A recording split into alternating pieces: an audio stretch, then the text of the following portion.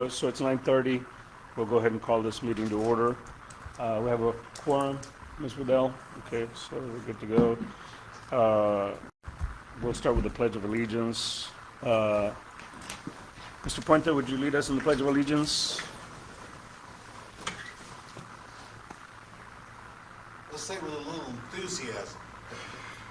I pledge allegiance to the flag of the United States of America and to the republic for which it stands, one nation, under God, indivisible, with liberty and justice for all. Oh, this one. Honor the Texas flag. Thank you. I pledge allegiance to thee, Texas, one state, under God, one and indivisible. You know, I got that one down, but I'm never confident. And then we'll remain standing. Mr. Diot is going to lead us in the invocation. Mr. Diot, please. Thank you. If you'll bow your heads, please. Heavenly Father, we want to thank you for a lot of things. Lord, we thank you for what role TAD can play in valuing people's property for taxes that people in government use to fund government activities. Thank you for the skill and faithfulness of the employees at TAD. Lord, I thank you for the people on this board that serve their community here. And I ask your blessing in all of these people's lives. Today, Lord, we invite your presence here today. And help us to speak and act in a manner worthy of your presence. We pray in Christ's name. Amen. Amen. Okay, do we have any cards? Oh, okay.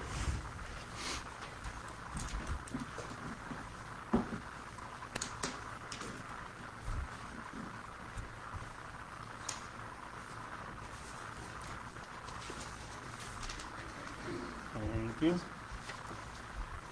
Okay, Mr. Crouch, you're up. And you do have 3 minutes only today. Mr. Jones, welcome to the board, or to the seat, I guess. Yeah. And I just want to say, in the moment last week, you came, shook my hand, I just thought about that, and thought, you know what, I think that was a very significant thing, and I just appreciate it. I think that in all the words that you said last week, I think were everything that I would hope to hear, and everything that I think the public needs to hear on just the stance that you're going to take and how you're going to approach things. And that's kind of the thoughts that are on my mind right now about how things have gone and how things have been approached right now. And I've said this a number of times, that it just keeps happening. The issues that we have been dealing with are more a result of not wanting to deal with issues head on. It's like putting off having to deal with issues, keeping stuff off the agenda has been a big focus of mine. Like, I just want somebody on the position that says, let's get it on the agenda, let's deal with it. And then last week I was thinking about, so it's avoiding the issues, maybe covering up issues that allow the issues to grow into this big monster that ends up being way bigger than is what's necessary. So then I was thinking about last week and the comments, and I just want to say this. One, I've got a lot of clients that depend on this organization to do a good job. And when there's stuff going on, at a certain point, I feel like I need to let my clients know. It seems kind of extreme. We got 37,000 clients. That's like the general public in one sense.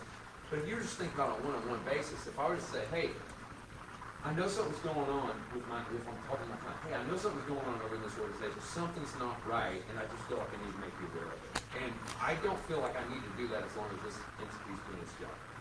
Here's what's happened, and I feel like I'm trying to miss the boat on this. We have had someone stand up here and lie to you guys and lie to the public. And we know that's true because that much is in the public eye. You guys are in a position, some of you have done this, some of you haven't, to say, we don't stand for this, this is unacceptable, we need to get to the bottom of this, we need to find out what they're lying about, what they're covering up, bring the truth to the surface and deal with it, and when we find out who's responsible for doing something, who's a part of this conspiracy to hide stuff from the public, then they need to be brought to justice. And I need to stand on that truth. You guys have the ability to stand and say those things and take that kind of stance of leadership. That's the kind of thing that we've been missing. Some people are doing it, some people aren't. And that's the kind of thing that's like, why do we have to wait until it grows into some kind of big monster? You know, I feel like that's what Mr. Durham said his stance is going to be. I've heard these gentlemen take that kind of stance. Ms. Burgess, you're elected by the people. You should be taking that stance more than anybody else. Thank you, Mr. China. Thank you. Anybody else? Okay. So we're going to recess to executive session pursuant to the following parts of the Texas Open Meetings Act, Government Code Chapter 551 for the following purposes. Section 551.074, deliberation of appointment, employment, evaluation, reassignment duties, discipline, or dismissal of public officer or employee related to search for a permanent chief appraiser. And 551.071, deliberation on a matter in which the Board of Directors seeks the advice of its attorney about contemplated litigation and in which the duty of the attorney to the governmental body under the Texas Disciplinary Rules of Professional Conduct of the State Bar of Texas clearly conflicts with the Open Meetings Act related to the statements made by Tarrant Appraisal District's former Director of Information Services regarding the Tarrant Appraisal District's information systems. So we'll be out there for hopefully not too long. Excuse me, Tony? Yes? So we're ready, I'm sorry, I wasn't listening on executive session. Yes. It seems like we should hear the presentations, unless we're going to hear them. No, we're not going to hear the presentation today. We all can take it up in whatever order you think is most appropriate. More information for executive session. Well, we really can't discuss that information in executive session, whether, No, just to hear the presentation, because that's what we're going to be discussing. We've got two items on for executive session. Correct. One is personnel, how to fill the vacant chief appraiser position. The other is the investigation into the statements that were made by the IT. So I'm referring to the first one, Right. and the presentations. And I'm okay with hearing the presentations I mean, first. It doesn't matter what order you all want to Yeah. do it. Yeah, we want to do that, that's fine. You guys good with that? Okay, let's do that.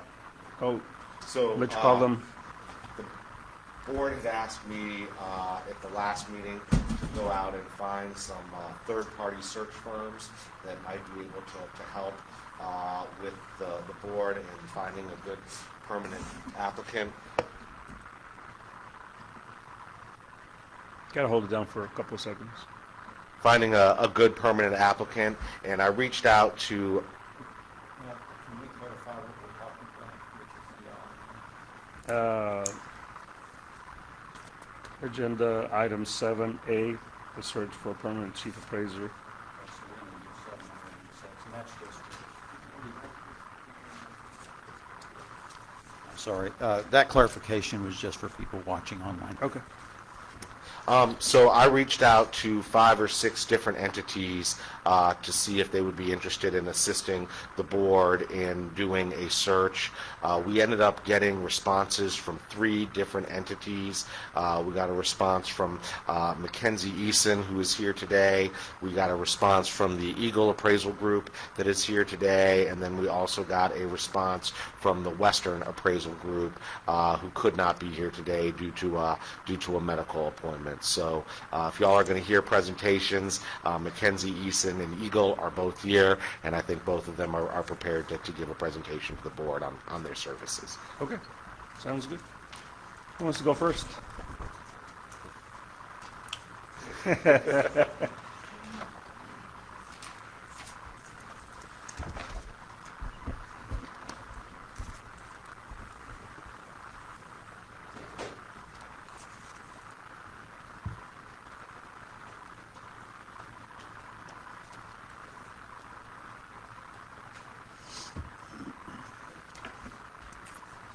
Can't tell the screens on there now. This is Mackenzie Eason.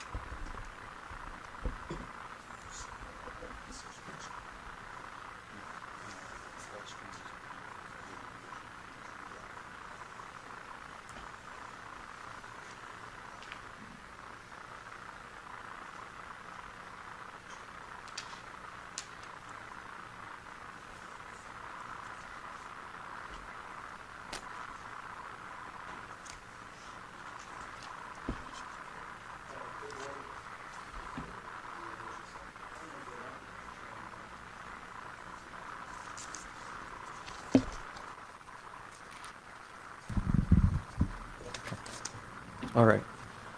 Good morning. Thanks for having us. Appreciate Mr. Tupper reaching out. So my name is Darren George. I'm the managing partner from McKinsey Eason. We are a search firm that's been around for going on our 20th year. So I was asked to come and give a presentation about our services and what we do and how we're different. So first, we are a boutique national search firm that has worked in the public sector for around 10 years. We are not just public sector. We do both public sector, private sector, and a lot of nonprofit. We actually got our start here in Fort Worth, working in public sector for the city of Fort Worth about 10 years ago, because I used to sit on a city board. When Jungus was on the board of City of Fort Worth. And I was the chair of the BOA and saw just some really great people that were in the city. And also saw some people that probably needed to be upgraded. And so reached out to David Cook and said, hey, I'd love to chat and see, how we can help out. Ended up loving working in public sector because the idea is if we bring really great people to our community, that makes our community that much better. And so we just got hooked, and about 70% of our business now is public sector. We have, you'll see, we have been recognized by Forbes as a top search firm in the United States, top 100, both in 2021 and 2022. We do a number of different sectors and industries, as well as we do a lot of consulting for our clients. So one of the things that makes us very different is our approach to using science for how we actually go about doing our search, and the process that we do, and through the interview process using IO psychology techniques, and we'll get into that in a little second. So one of the things that we are very big on, right, is using that research, because we know that through an organization's leadership, right, organizations will either thrive or fail, right? If you have a leader that is toxic or a leader that's a problem, it shows throughout the organization. So one of the things that we are really big on is not only identifying up front, working with the board, what is it that you need in the person, right? And making sure that pendulum doesn't swing too far. So we have something we call a hiring trace that we work through the organization with the board to understand what you're looking for. And we'll talk a little about that in a second. But ultimately also, for us, one of the big changes or one of the big things that we do that's different than almost every organization out there, especially in public sector, is we don't rely on just databases and lists. We are not this niche search firm that only goes out and sends out an email. We go out and we do research based on what you're looking for, right? Whether that's national, whether it's Texas, whether it's certain type of candidate. We actually go out and do the research, and we actively reach out to each one of those. And that's how we get such a strong slate of candidates for each one of our searches that we do. 99% of the effort that's put in by niche search firms is they have a list, they send it out, they say, we have a cutoff of 45 days, if you apply. We don't do that. We don't believe that they should have a cutoff, because you're leaving a lot of candidates on the table if you're not actively reaching out and finding out and pitching the opportunity to those candidates. So again, we have 20 years of as McKinsey Eason, doing national search, and have been multiple awards for that. Again, one of our it's really looking at what are the specifications that you're looking for. So you have a job description. Problem is, the job description does not help you with identifying what are those intangibles that you're looking for, right? And so we call them the specifications, right? So once we figure that out, right, we're going to narrow that down to 6 or 7 things that the board is looking for. We use that as our hiring traits throughout the entire search process. Helps us, we call it our North Star, helps us understand what you're looking for so we can go and do the research to find the candidates that are going to be the best fit. We also use that during our interviewing internally, along with the assessments, right? And that helps us with our raw materials, what we call, going out and doing our research. And then our approach is the production process. That's the execution. Going out, and we initially are going to look at probably 100 candidates that we're going to do research on, and we're going to reach out to them. We're going to, and when I say reach out, we're going to phone, we're going to call them, right? We're going to email them. We're going to find out. We're going to get in touch with every single one of those candidates to see, are they interested? If not, great. Talk to us about somebody that they may know, right? Whether it's a deputy, whether it's somebody that they knew at a conference that they can refer us to. And that's the best way to get really good candidates in the pipeline. And then the last piece is, right, the distribution. So it's once we get into that interview process, we use a number of different IO psychology techniques. So we use validated assessments. We use what we call a biographical interview to see what type of leadership traits do they have, why do they make the choices they've made over their career. And then once we get to the interview process with you, you get a bio, right? You get assessments, you get their resume, and then we'll talk through what their natural strengths and weaknesses are and going to be a fit for the role. So you have, it's sort of like looking at a glacier. You know, when you look at a glacier, all you can see is the top 15%. What we're trying to do is allow you to see 75% of this person beyond the facade and to make sure that they're not just a likable person when they're interviewing. So part of going through the interview process is we use, you use your traditional panel interview questions, but then what we want to do is put them in as many work scenarios as possible, because that's the most validated way to see if somebody's going to be a fit.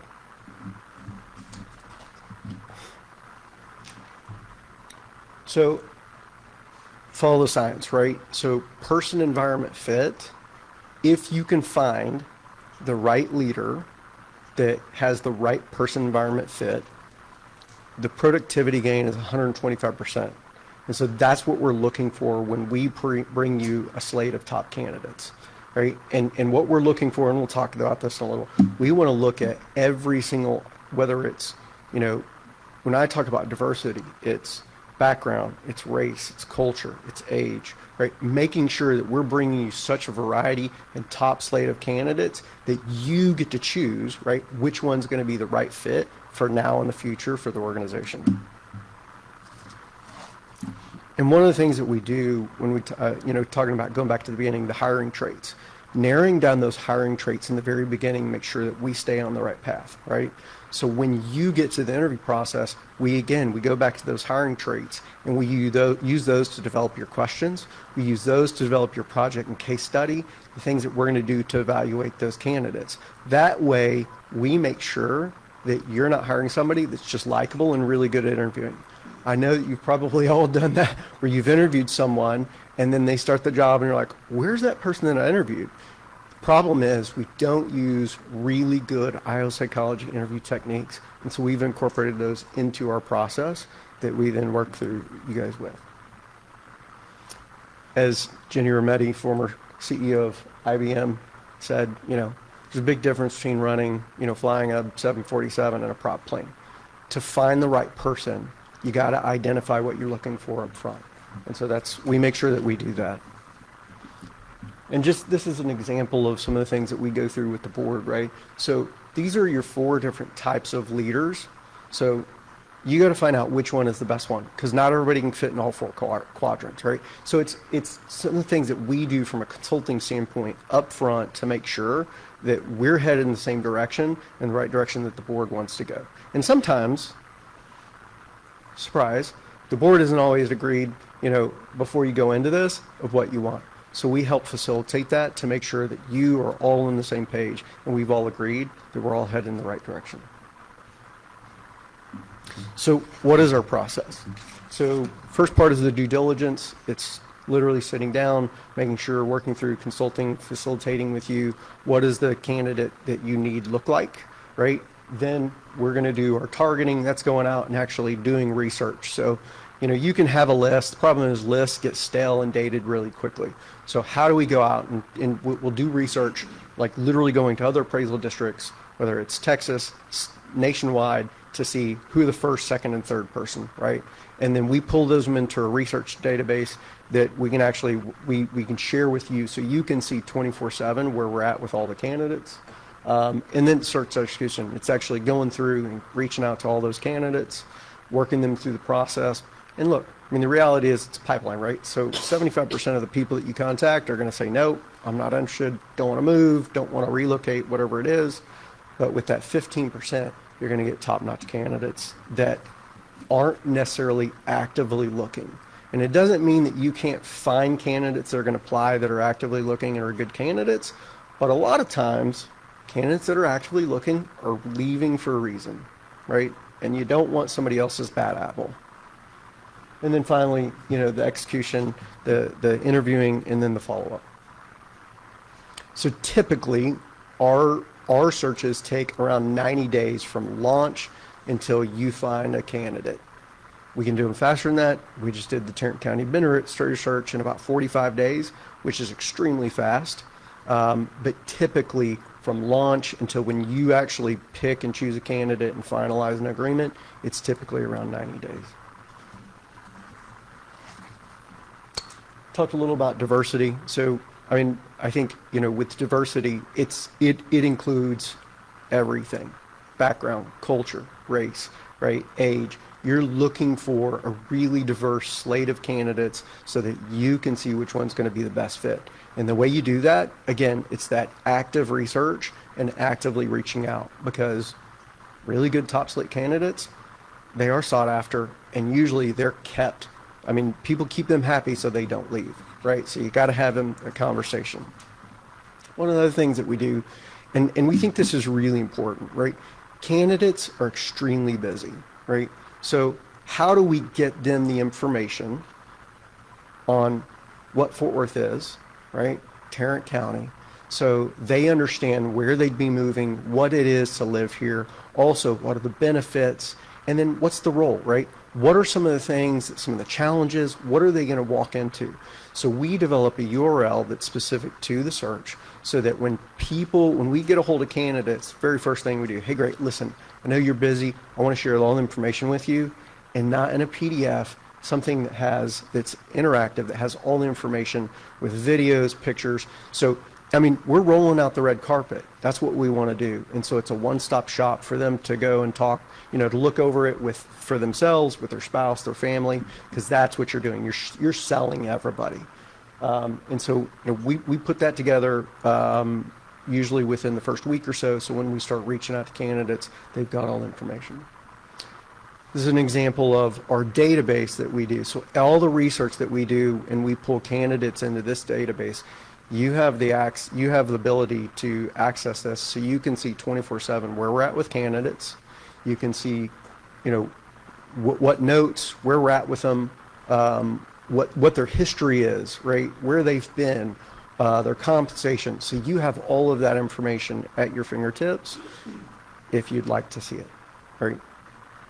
And we did that because we found about 6-7 years ago, clients were frustrated across the industry that they'd get an update once every week or every 2 weeks, and it just wasn't enough. They're like, okay, but who have you talked to? Where are we at with things? So it just gives a really good communication tool for both sides.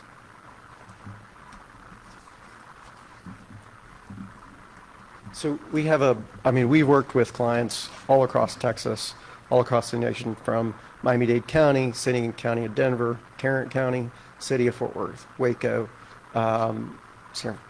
from clients in San Francisco. So we've worked with public sector clients all across the nation, as well as large clients like Aetna, Danaher in the private sector. So, and even in Fort Worth here, like, Fort Worth ISD, TCU. So we've got a great track record working with some very large clients on some very high profile searches.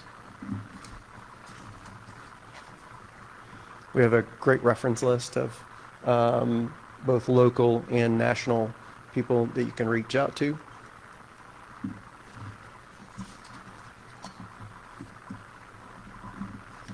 And our results speak for themselves. We have an extremely high retention rate because of all of them, for everything that we do from an IO psychology standpoint to make sure you're hiring the right person. That's how we can sit and offer a guarantee of over a year to make sure that you're hiring the right person, so because they're going to stay.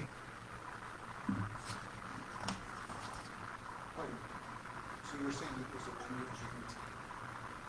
Yes, we typically do a 1-year plus guarantee. What does that, I could ask, what does that guarantee mean?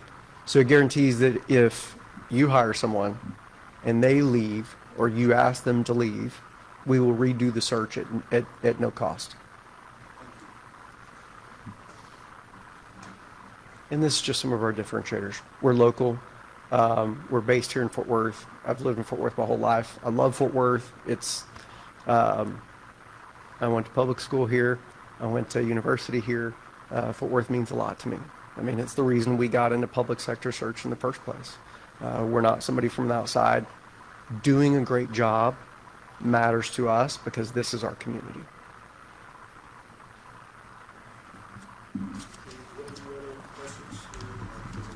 I have a few questions if I could. Now, I've got a couple that will wait and listen to the other presenters, so if you're going to be around for a while, Yeah. may have some later. Can you describe what IO psychology is? So IO Sounds like an abbreviated term that's packed with a lot more than just. Yeah, sorry. I use that term. IO psychology stands for industrial and organizational psychology. It is the industrial and organizational psychology. It is the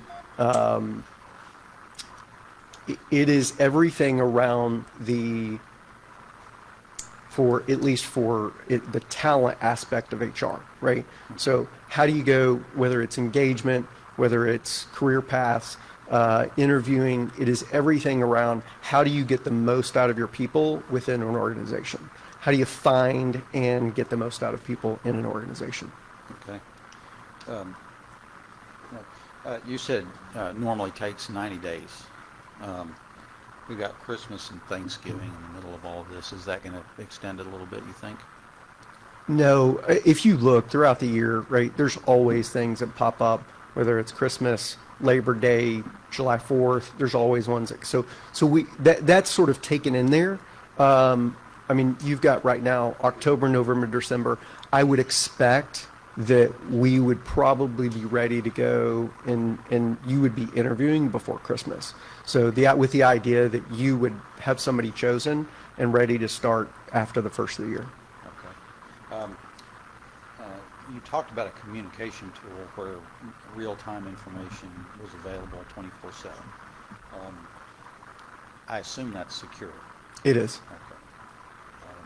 And congratulations on your retention rate. That's a little startling. Thank you.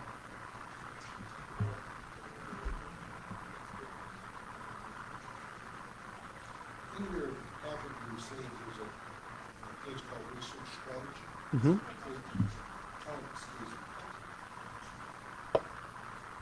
Testing. All right, research strategy. Is that meant toward this search, or is that a generic? Yeah, so we were not contacted till last Thursday.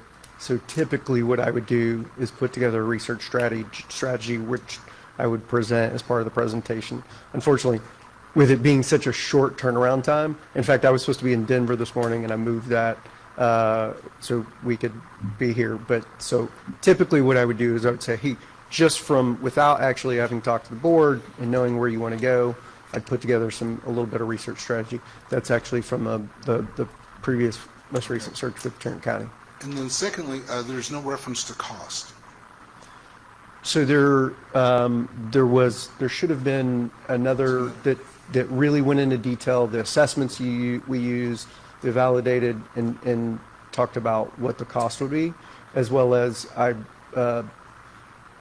again, we were contacted Thursday, so I thought I sent over a contract on Saturday, but actually I guess it didn't attach, and so I actually presented that this morning to Mr. Tepper. Yeah, there was a second document. There was a second document that was attached to the email I sent you all, but there was also a contract I just got this morning. But the fee that I saw in the contract, it is I believe it's a 20% of whatever the salary, the first year salary is, but with a cap of $35,000. Did I get that right? Correct. I have a quick question. Recently worked on hiring the Tarrant County administrator. I did. Just kind of thinking of the process that we want to follow, was there a time for like community input or anything like that, or it was just the Tarrant County Commissioners Court just did it all on their own? For that particular search, we did not do community input. We have done community input on a number of high-profile searches, from, for instance, with City of Fort Worth, when they first hired their Director of Diversity and Inclusion.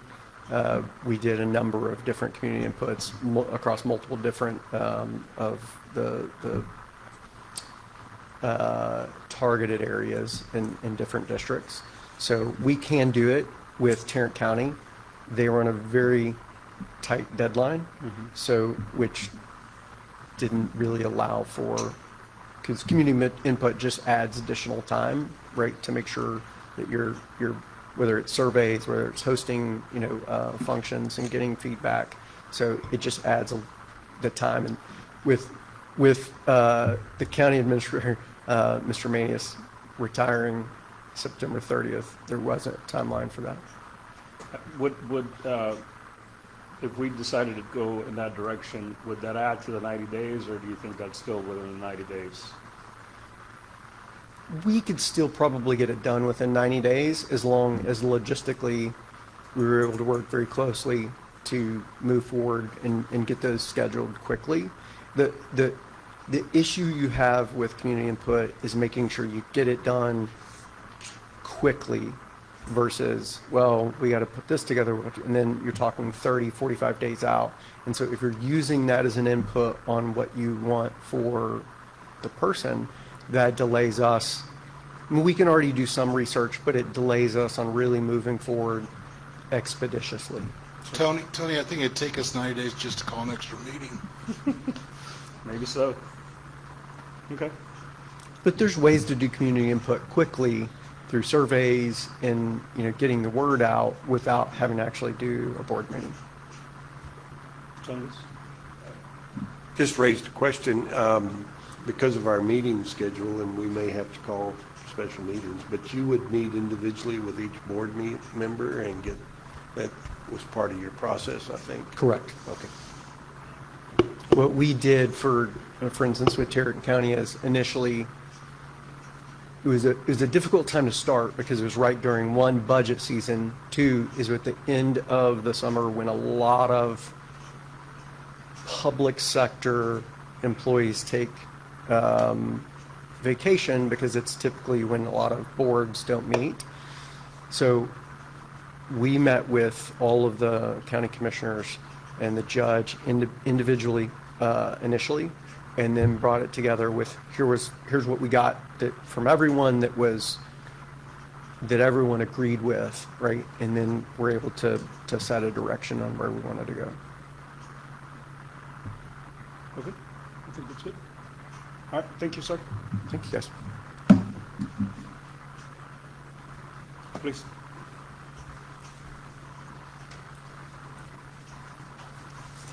I want to introduce myself. My name's Gary. Zeitler is the last name. If you can say it right the first time, you'll be among a very few. I started my career right here in Fort Worth the year before Appraisal District started. Went to work for Pritchard & Abbott, stayed with them 6 years. I've done a little bit of everything through the last 42 years in the property tax industry. Worked for the state doing ratio studies for a while.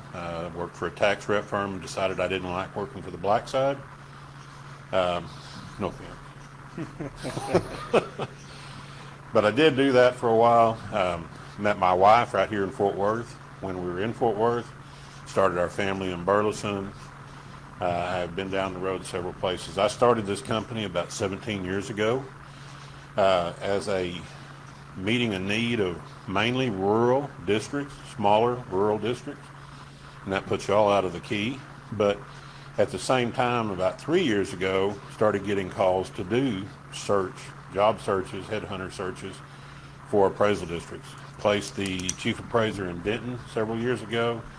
Just placed one in Harrison County, which is far east Texas, just about a year and a half ago.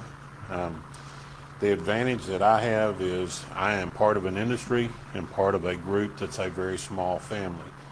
The state of Texas, there's between 2,200 folks in the property tax industry. If you've been in it 42 years, you're going to know half of those people, and you're going to know most of the ones that have been in it long enough to fill the need that you're looking for. There is, and I have gone through the process, there is a reciprocity agreement here in Texas. You can pull people from other states that have similar situations, similar qualification guidelines, and bring them into Texas. Typically, the only two things they have to do is take our Texas Property Tax Code law review, and they have to go through some things like that, maybe one other course, and then maybe pass a test. But you can pull from other states in that regard. The thing that I bring to the table is that I bring the knowledge of the industry locally. I bring the knowledge of the folks in this industry in Texas. You have a copy of my contract. I work for the district at $1,000 a day. That's my fee, straight up, straight out. I agree with your previous presenter. 90 days plus or minus is a really good format. It's a really good time frame. I agree with that. I also agree that it's going to take a lot of input. The very first thing that I would do would be to meet with you, whether today or later, to find out what you want. Because if I'm aiming at one thing and you're aiming at something else, we're going to end up in two different places. I need to know what you desire, what your preferences are, what you want to head towards. I think there are a lot of good folks here in Texas in that regard. I do a lot of research. I do a lot of reference checking. I do a lot of talking with these individuals. And again, I do know, probably will know over half of them. So I go through that process. I will be at your beck and call. You call a meeting and you want me here, I will be here. Technology is a wonderful thing. If it's a really short situation, we can set up a Zoom meeting. We can set up anything you'd like in that regard to meet, discuss items, things like that. I've gone through all of that. I've actually taught courses on Zoom meetings back during COVID when we couldn't all get together. So I've seen the advantages of technology. I have a client in far, far West Texas, if you know where Fort Davis is. It is 7 hours from my driveway to their courthouse. I bought them a TV. I bought them a sound bar. I now Zoom meeting. Our board meetings last 20 minutes on average, and we're done. And I don't spend 14 hours on the road. But that's your convenience and your situation in that regard. I am a small company. I have 15 appraisers that work for me. We work for 40 appraisal districts around the state. We do a cafeteria approach appraisal system. Some districts, we are everything. I am currently the chief appraiser by name in 3 districts here in Texas. All the way down to a few, we just do the ag calculation for them. So it really is a cafeteria approach, and we do just a little bit of everything. The state has really pressed through the MAPS review and through the ratio study, pressed the F1 category, which is your commercial category, and so we work for about 10 districts and just do their commercial category property. So we do all those kinds of things aside and apart. But as far as today is concerned, started here in Fort Worth, worked for Pritchard Nabbit when I first went to work, spent my time around very many different places, spent 14 years as the Jack County Chief Appraiser.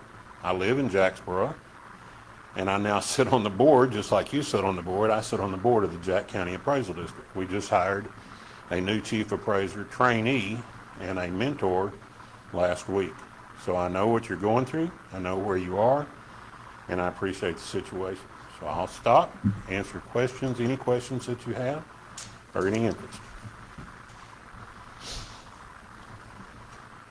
You mentioned reciprocity for out-of-state appraisers. I assume that they would have to qualify for a Texas certification within a certain time limit, is that correct? It would be something we check out beforehand.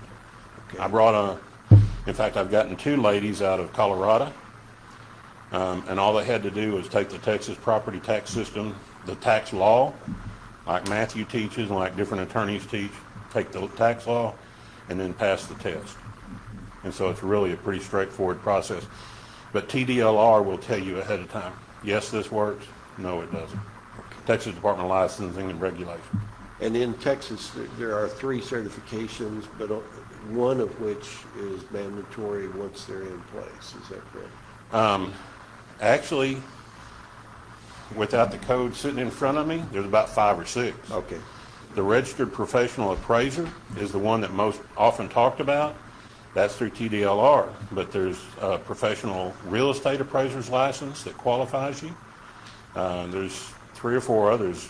If you're a college professor and teach real estate law, Matthew, am I wrong? No, it's there are a bunch of different certifications to get the job initially, and then once you get the job, you have a period of time with which that individual has to get their RPA, and with the reciprocity, what he's talking about are people from other states can sometimes come in and get their RPA in Texas through TBLR in an expedited manner. So, Okay. Thank you.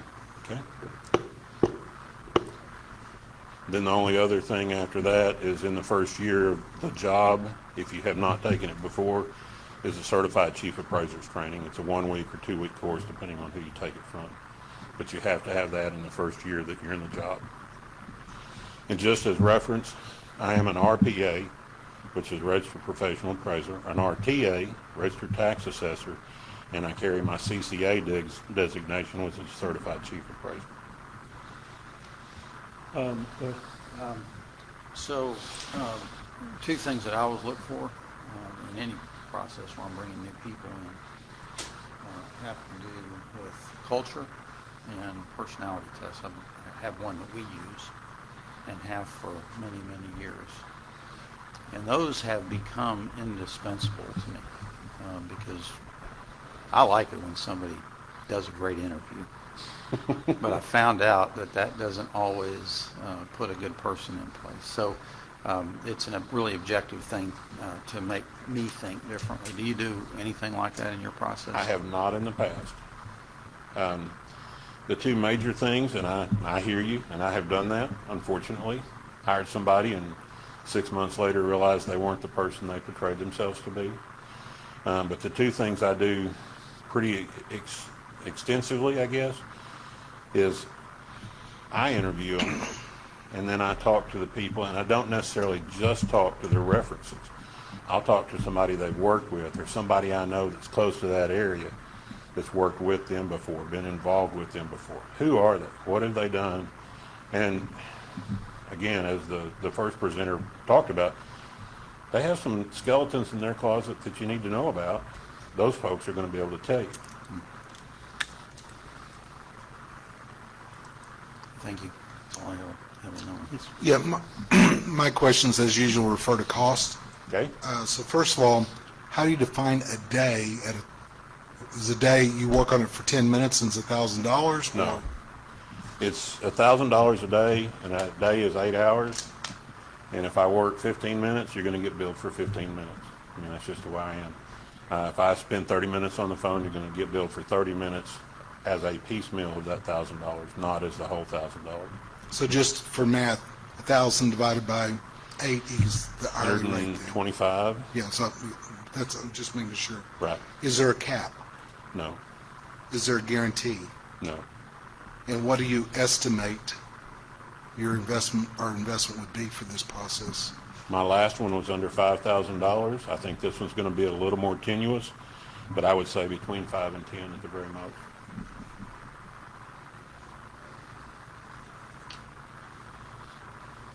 Thank you. Okay, I think we're good. Thank you. Thank you. Can I ask the first presenter a couple Sure. questions?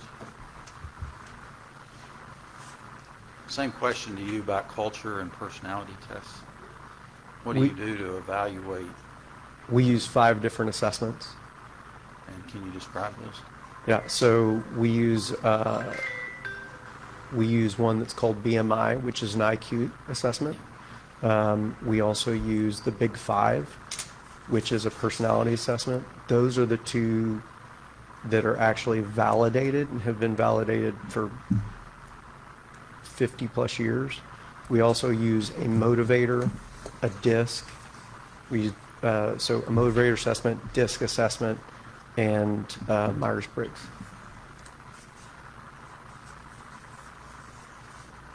And those are all included in the cost. We have others that are higher level, like Hogan's, that, I mean, by far, across, it is the best executive assessment that's out on the market. It's also quite expensive.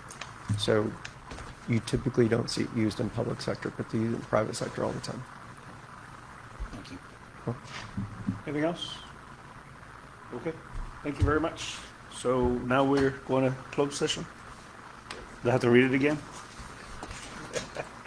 All right, we're going to recess to executive closed session pursuant to the following parts of the Texas Open Meetings Act, Government Code, Chapter 551, for the following purposes. I think I should make Vince read all this.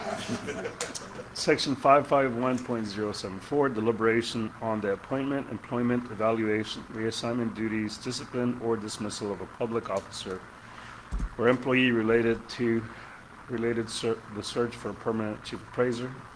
Section 551.071, deliberation on a matter in which the Board of Directors seeks the advice of its attorney about contemplated litigation in which the duty of the attorney to the governmental body under the Texas Disciplinary Rules of Professional Conduct of the State Bar of Texas clearly conflicts with the Open Meetings Act related to statements made by Tarrant Appraisal District's former Director of Information Services regarding the Tarrant Appraisal District's information systems.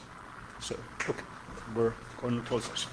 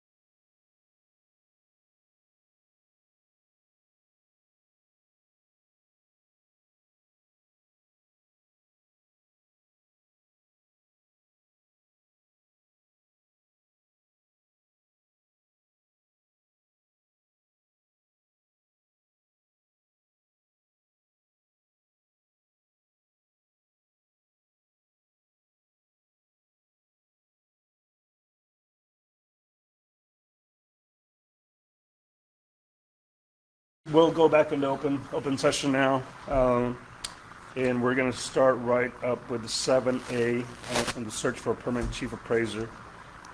We have had presentations from a couple of firms. and I think we're ready to make a decision. Do I have a motion? I would make a motion. Before I make the motion, I want to thank both firms. Brought a lot to the table and explained things very well, in my opinion, and I thank you both for coming. I'd like to move that we assign the contract for a search to Mackenzie Eason. Okay. I second the motion. We have a motion and a second. Any discussion? Yeah. So because I missed the first presentation, I will be abstaining. Okay, thank you. Anyone else? Okay, let's take a vote. Those in favor say aye. Aye. Any opposed? Any abstentions? Aye. Yeah, thank you. Okay, got that. Thank you both again for coming up. Appreciate it. We're going to 7B, regarding the statements made by Tarrant Appraisal District's former Director of Information Services regarding Tarrant Appraisal District's information systems. We have a little bit of an update. We do have a firm that is, a third-party firm that is investigating those allegations, and they're getting all the data that they need to get, and they'll be digging into that to give us a firm answer of yes, there was a breach, no, there was no breach, and if there was, what it was, and then what we need to do about it. Any other discussion on that? There's really no action on it today, just an update for everyone, that's it. Anything else? Matthew, did I miss anything on that? No, I think you got that covered. And I think we do have a meeting on the 12th on the books, and we expect that by then we should have a good bit more information, if not a final report from the firm on the investigation. Yes, I would expect that we would have most, if not all, of the information we're going to get by the 12th. Okay. Yeah. Yes. Yeah. I think that one was that 9:30 also? Okay, 9:30 also for Ms. Burgess to be able to do a little bit of work before she comes out here. Sorry? Apollo? Apollo. Okay, let's see. We're going to move on to action item 8, discussion and possible action on procedure for messages mail received at the TAD offices for board members. I think Mr. Puente. Yeah, just so we all get on the same page, I think we all received a letter, a letter from Tarrant County. It was received here on September 8th, but we were not presented this information till after the meeting on September the 18th. And I think that's not appropriate. Somehow we need to have first of all, getting it after the meeting makes you wonder. But secondly, 10 days in between is just, somehow they got to forward it to us, or they got to notify us that we need to come by and pick up our mail or something rather than sit on it. William? No, that's... Well, What do you think? let Okay. me add to that. There's a little history around that particular issue, which goes back for me 3.5 years.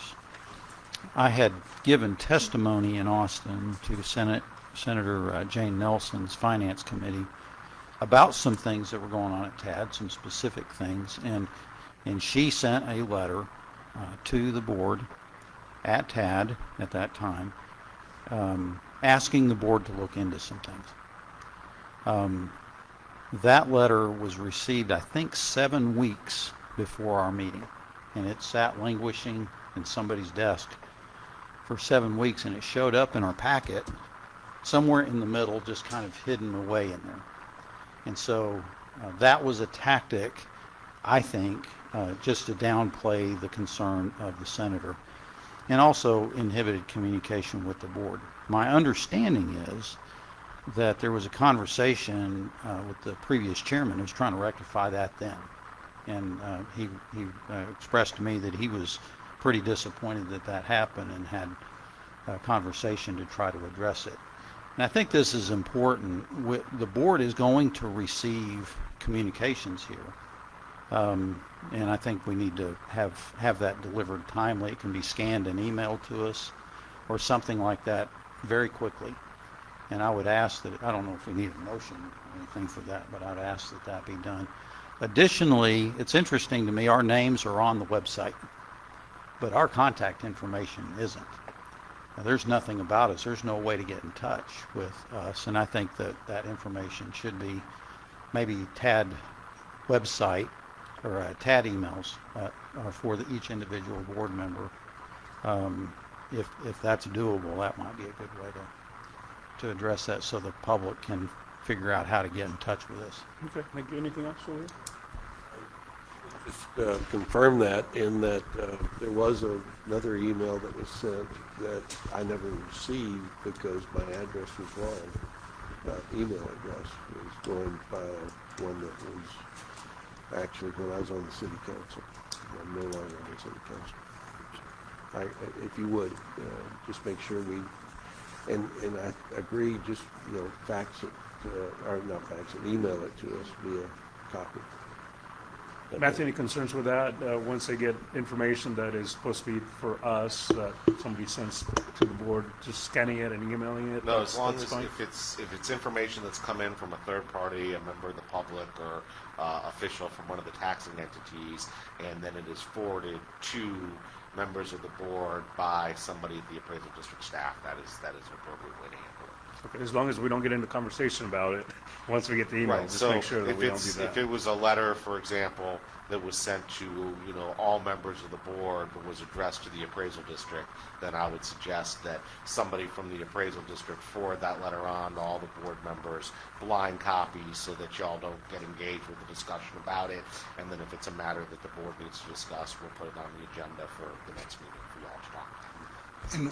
And William, if we could ask for that within one business day, if at all possible. Go ahead with it. I would love to speak to this. I don't know what happened before September 18th of this year, but I will assure you that any mail or odd postcards or anything else, we will get to you same day or next day, and through that vetted system that limits your liability on communicating with each other with the blind copy system. And we'll just get that done. I can make that assurance from this point forward. Thank And you. then also let's make sure that our emails, choose the email that you want on the website to give to the staff, but let's put our emails, I don't want my cell phone number on there, but I don't have a problem with my email being on there. What about us having TAD emails? I don't need a TAD email. I can't have a tab email. Okay. Probably make that work if you want one. I don't want one. I have enough already. That's right. I just forward it to, just put my email on there. That's fine. There was a suggestion that there be a email set up that, is bod@tad.org, something like that. That's on the public website, and then it will then forward That's to even better. your Vince Point, Yeah. That's what I'm. richd.com. Yeah, Yep. your private emails. We could Yep. probably arrange something in that manner if you'll give us that latitude. Yep, I think that's good. Well, It's a way for the I would like to have. public to communicate with us. I spend part of my day deleting emails that I'm not going to read. And I don't think there's going to be that many, based on our experience so far. As long as things are trimming along nicely, I don't think there'll be that many. I have no problem putting my personal email, but if somebody goes to the TAD website, just like school boards or city councils are taxing needs, they've got an email, way for that person to be contacted directly through email. And so I agree, I don't want a TAD email, I guess, myself. Don't- It's- Well, I'm going to ask Matthew to comment on this because there is a problem if it goes to your personal email, in that you subject all of your personal email to the Open Meetings Act, right? Not open meetings, but The open. rule is, yeah. regardless of what form you use it on, if you are conducting Tarrant Appraisal District business, whether it's a personal email or a text message or anything else, that becomes public information. And so a lot of public officials do like to have a separate email account that they use before whatever official business they're doing, because if ever there was a question and somebody wants to look through it, if you can say, well, the only things that I did for Tarrant Appraisal District, I did do a TAD email address, then the Attorney General or anybody else comes to look into it, that's what they're looking at. Whereas if you've done it on some sort of a more general or private email address, then there is the risk that the AG or somebody else will want to dig into that and see what is there to make sure that there's not official public documents that are there. Are every email that I have with clients that have nothing to do with TAD subject to disclosure to the public? So a private email that you have been involved with that doesn't have anything to do with TAD business is not fit within the definition of public information. And so somebody couldn't just go and request things from your private business and get those. They would fall outside of the definition of public information. But the risk that you run into is if there was a question about whether or not we have fully responded to a Public Information Act. It's not that a member of the public would be able to get access to all of your private emails, but an investigative arm, like from the Attorney General or other law enforcement, would absolutely be able to get access to that to make sure that everything that was public information needed to be released was in fact released. I'd like to revise and extend my remarks. I would like a private, or a TAD email for TAD business. Anybody else? Want private TAD? Midline with Rich. Okay, you got it, William? I think so. Okay, all right. Nothing else there. We'll move to information items, report by interim chief appraiser. Okay, well, with 9.5 workdays under my belt, this will be rather brief, but there is one, there's 3 items. We will start with, there is a appointment process or election process ongoing.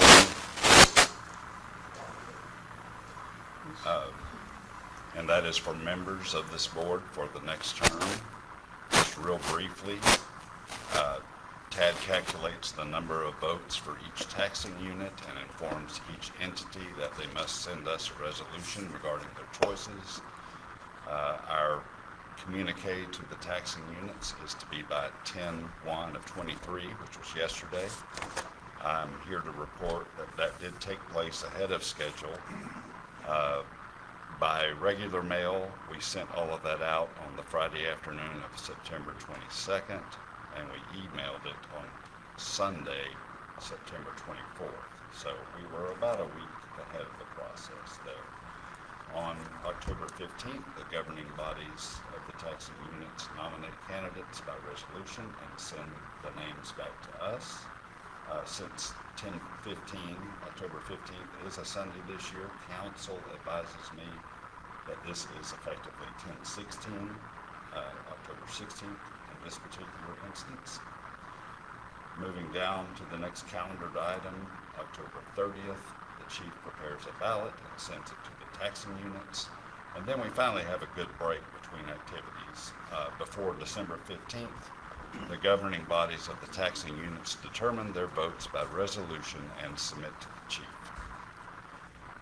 And then before the last day of the year, 12/31/23, the chief counts the votes and determines which candidates receive the most votes, and results are submitted to the taxing units by that date.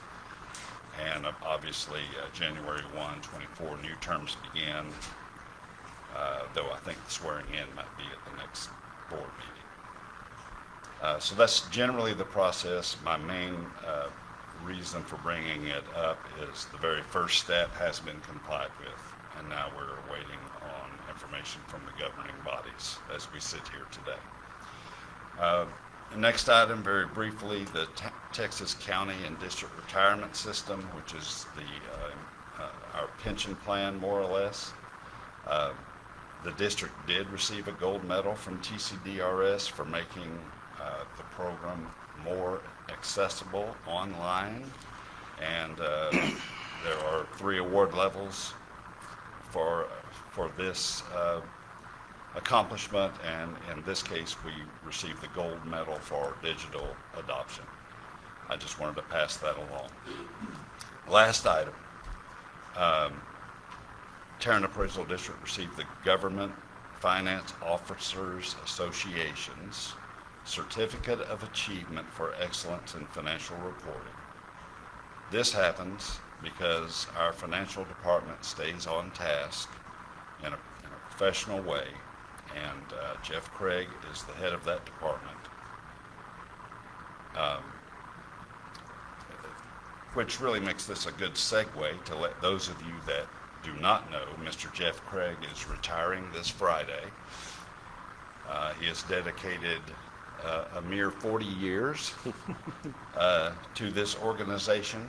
And while many of you know that, what you don't know, what you may not know, is that he has also contributed outside of this building, winning various statewide awards. And I'm not going to touch on them all, but the one I do feel some passion about that I want to bring to your attention is that he received the James A. Goodwin Excellence in Education Award for his outstanding support and contributions within the property tax education system. I realize that only a small handful of us in this room have taken a course where he was the teacher, and I'm one of them. And let me tell you from firsthand experience that Jeff is a great teacher. And though he and I have never talked about it, I suspect that in an alternate universe, you would have been perfectly fine being a college professor or something like that, because that is definitely one of your strong skill sets. So with that, and on behalf of so many people that you touched, and I know we were talking about how cluttered his office is and he needs to pack things up, I'm going to add to that packing array with presenting you a token of our esteem, another award that you can hang on your study at home. You can't put it on your TAD wall because that's too full. Thank you so much.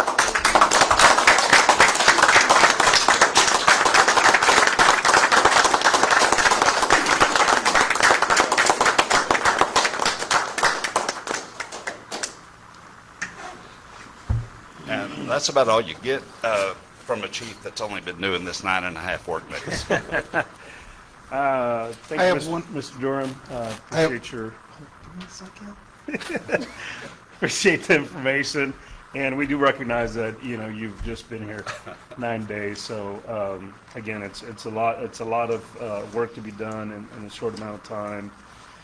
And, things keep coming up your way. And then just real quick, Jeff, thank you for 40 years of service. Wow, that's amazing. Thank you and your family, because I know that it's all one well come together. So I know the staff here appreciates it, the board appreciates it, not only this board, but prior boards that you have served. So truly, deeply from the bottom of our heart, thank you very much. Okay, Mr. Puente. I'm so sorry, I do apologize. I just want to go back to one of the things he brought up. On the timeline, there notes an exception for entities that have 250 votes, 5% of the vote, or 250 or more, that their timing is different to submit their votes. And I understand that to be following October 30th within their first 2 meetings. Is that a correct statement? It's not October 30th. It is it's within an entity that has more than 5% of the votes, which is 250 votes for this election in Tarrant County. They have to cast their votes by resolution within 3 days after the first or second meeting after the ballots are delivered. So it should be October 31st, but the language is slightly different on that. And that can be, as we discussed earlier, depending on how often that entity meets, that can make their deadline sooner or it could make their deadline later, just depending on the schedule of those particular entities. Thank you. Okay, any other business? Yeah, let me go back. I've been here for 4 years, and I've listened to a lot of reports that Jeff Craig has provided us. And one thing I've noticed about him is his attention to detail and his able to keep so much information straight in his head while he's answering these questions. Jeff, you've done a great job as far as I'm concerned, and I thank you for your service. Thank you again, Jeff. And I think, Just announce the 12th. okay, so yeah, so October 12th is our next meeting at 9:30 a.m. as well. So put that on your calendars. We will see you then. With that, I'll take a motion to adjourn. So moved. All right, we're done. Thank you.